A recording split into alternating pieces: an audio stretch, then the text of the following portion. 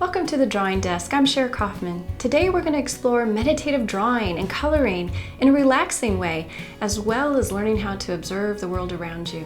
You might be surprised how it applies to the big picture in your life.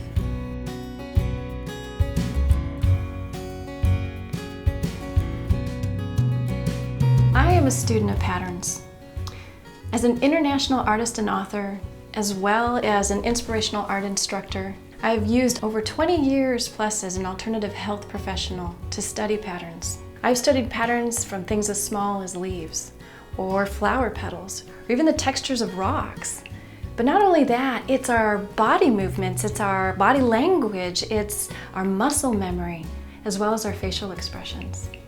And one thing that I have learned over all of my years of experience with all of this is that we are incredibly creative beings. And we're going to use our creativity through meditative drawing, through these simple ways of how we connect with not only ourselves but with each other, through these little lessons in meditative drawing and coloring. And these little small, doable little lessons can have a bigger impact than you even think now.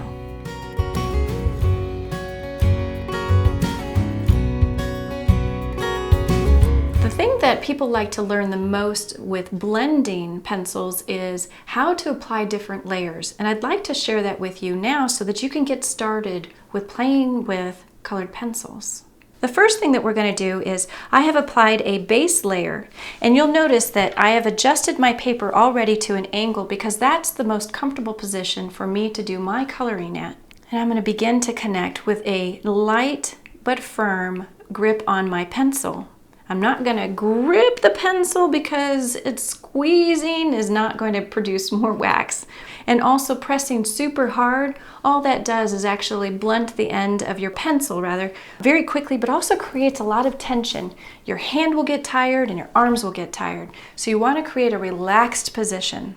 So with blending, we want to do something that is going to be very simple and easy to do. So we're just going to start with a single color.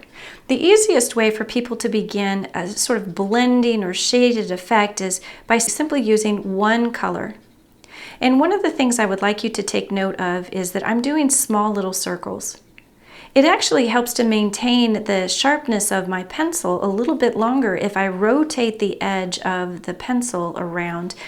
Think of an idea of like with women's lipstick. If they use one side all the time, that side is going to get flattened. But if I rotate my pencil around every couple of strokes and I do small circles, I'm actually going to maintain the sharpness of this pencil a little bit longer than if I just went in and pushed really hard. The other thing that we want to think about with coloring pencils is working in layers. And that means that you start out lighter and you begin to add layers to create something a little bit darker.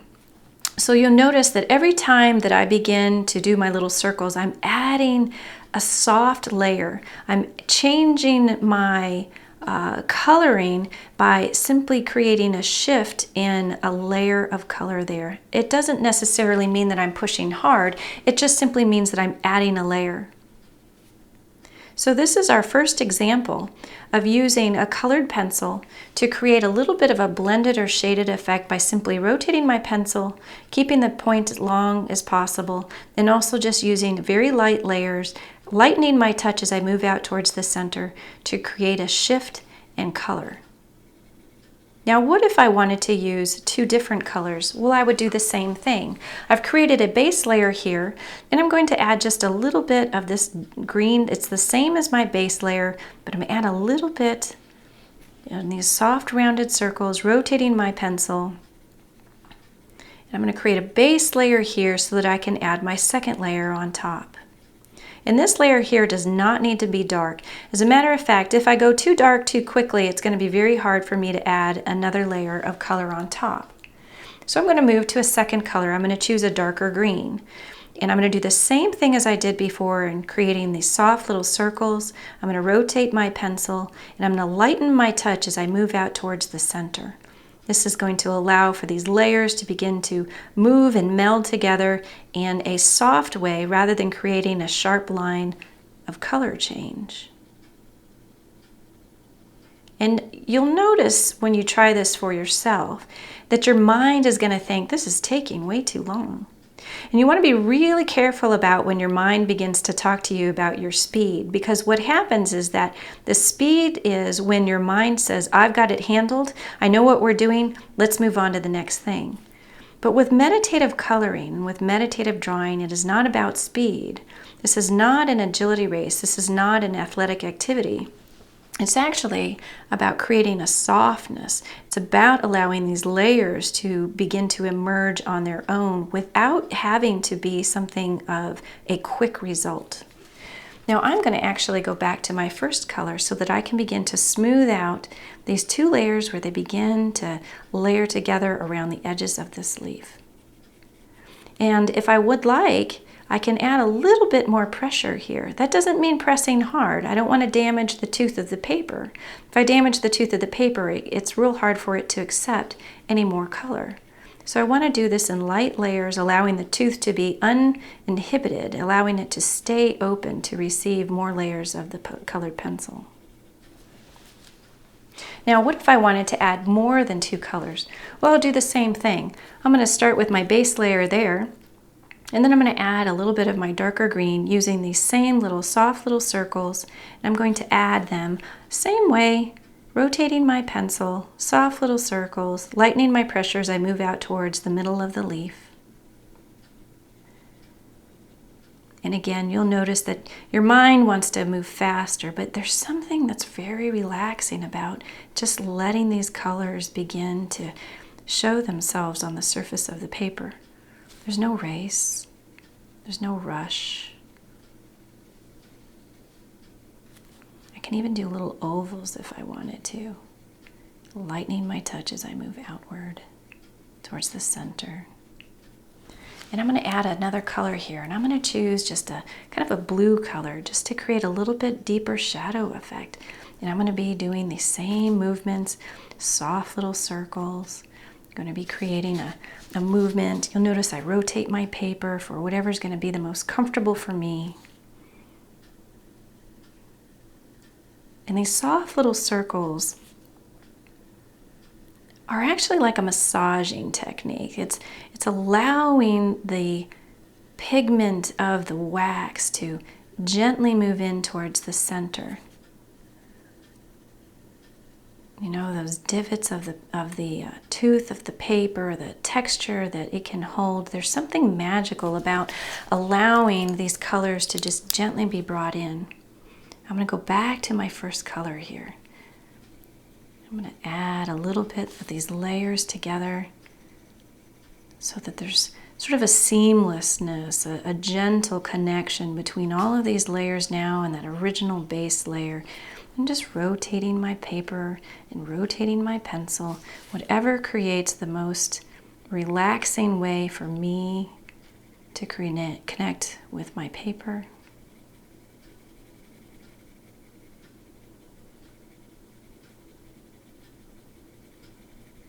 I don't even have to color everything in. I can leave a little bit of that whiteness. I can leave a little bit of mystery in where the light is touching.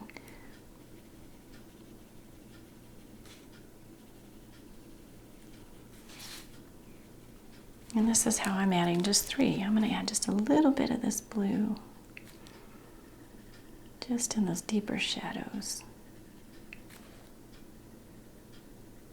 So you can see there's a big difference between just a single color and then using 2 colors and using 3 colors.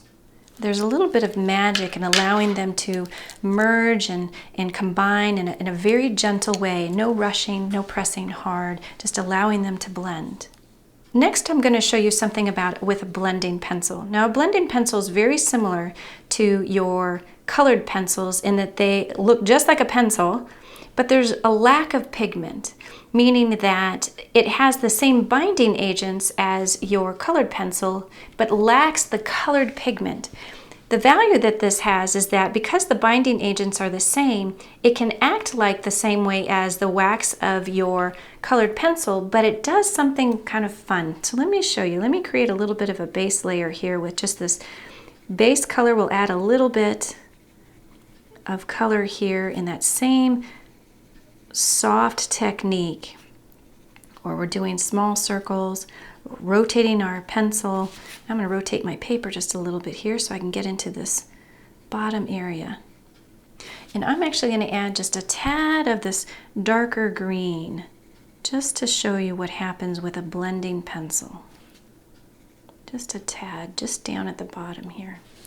Now with a blending pencil, because this has the binding agents, watch what it does when I do the same techniques that I've done with my colored pencil. I'm going to do soft little circles. It's going to act as it sort of pushes the wax around it. It begins to move those colors together, and it actually moves them into those soft spaces of the tooth of the paper.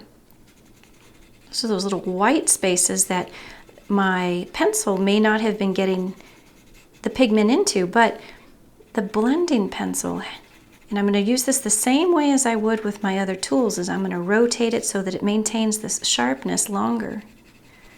Do these soft little circles, and it just massages the color together, and it begins to blend them, hence the blending pencil. And you'll notice a big difference just using this little tool here, this blending pencil, how much softer it looks even from the 3 layered effects that we have with different pencils there. This single color with a tiny little bit of this dark green down here now has a softer look to it.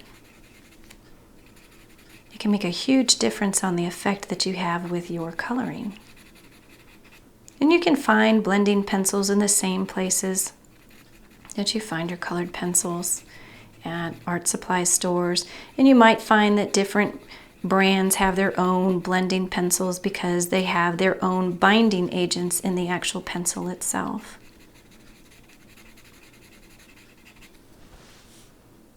There you go.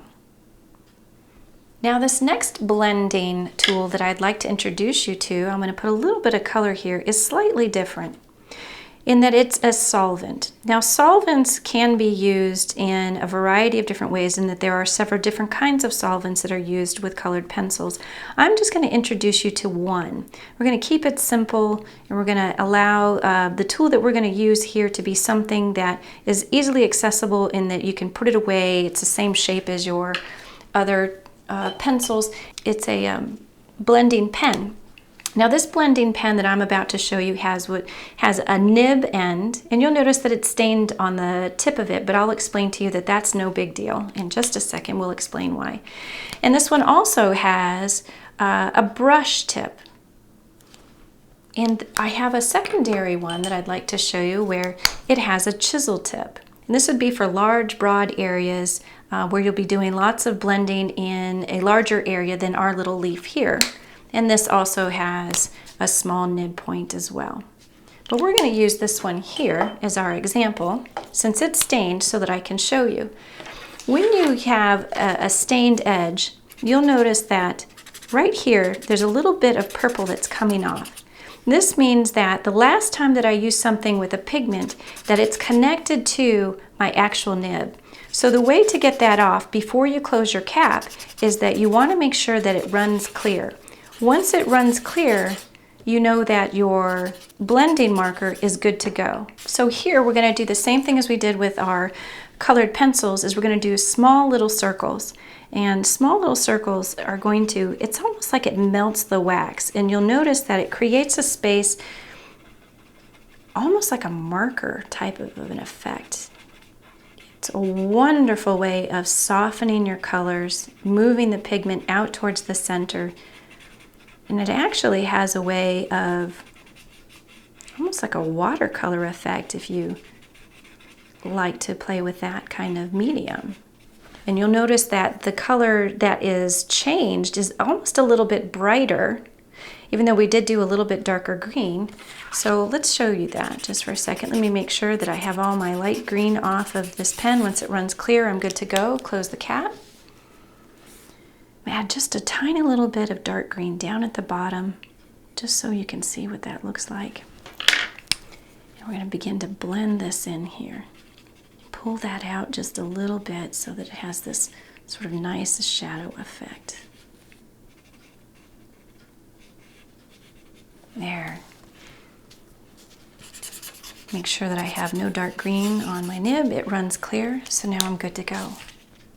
So these two blenders are very different and produce a very different effect, but they were both very easy to buy. This blending pen is designed to work with colored pencils, and the blending pencil has the same binding agents as your colored pencils, and so this is going to be something that you find next to your colored pencils. Now this next section here, I would like to show you something that is a very different type of tool, but something that people have a lot of accessibility to.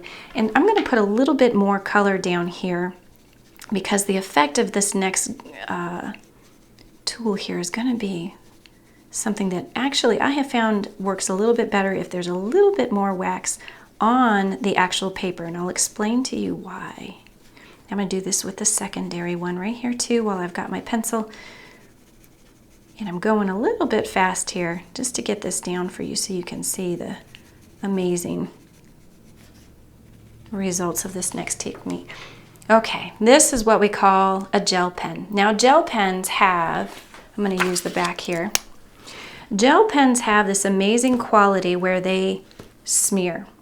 What I have discovered is that this can be something that creates a problem for people that are doing coloring, in that they accidentally touch their paper and they get it on the side of their hands, or they accidentally smear a small detail and they try to figure out this tip of how to work with gel pens. Well, there's something that you can do where you use that to your advantage. You can use the way this tool works in that smear quality in a way that actually enhances your drawing. So if I use a little bit of gel right here, and I just put a tiny little bit down, just right here on the corner here, and I use a brush, and I'm just going to use this little tiny brush here, while the gel pen is wet, I can actually use this quality that it smears and move this into my leaf. And what's really neat about this is that it begins to also fill in the white spaces of the paper itself, and it also can fill in the green into a new shade depending on the type of gel pen. I'm going to add a little bit of green up at the top here. I'm going to go ahead and just have that move just a smidge.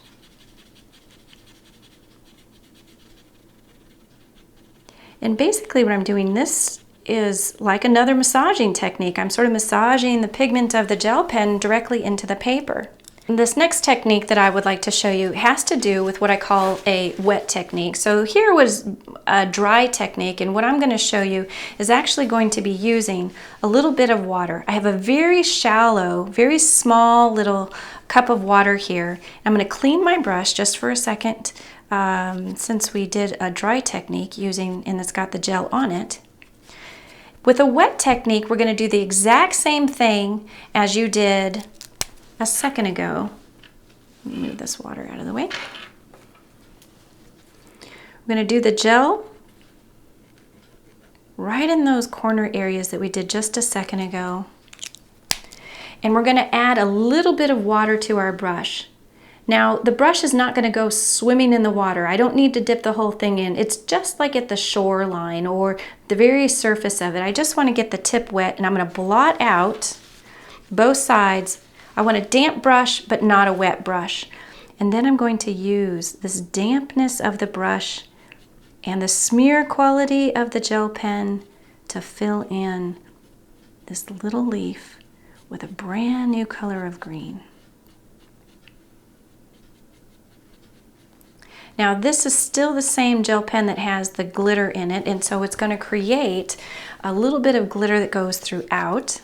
Now one thing I would caution and advise, if you're going to try the wet technique with the gel pen, you do not want to use a lot of water, especially if you're doing coloring on paper that is not designed to take wet media, which means oftentimes coloring books. You want to be very careful on using a damp brush and not a wet brush, because paper can only absorb so much water before it begins to kind of ball up or the fibers begin to kind of give way. So you want to keep the integrity of your paper. So what I'm using here is it's what we call a mixed media paper, and it can take a little bit of water without doing a degradation of the actual integrity of the paper itself. So going back to the picture that we showed at the very beginning, now you can see all those techniques put together and the amazing results that you now can try at home. Coming up next, we're going to play with meditative drawing. I'm going to show you some basic techniques and how this all connects to the big picture.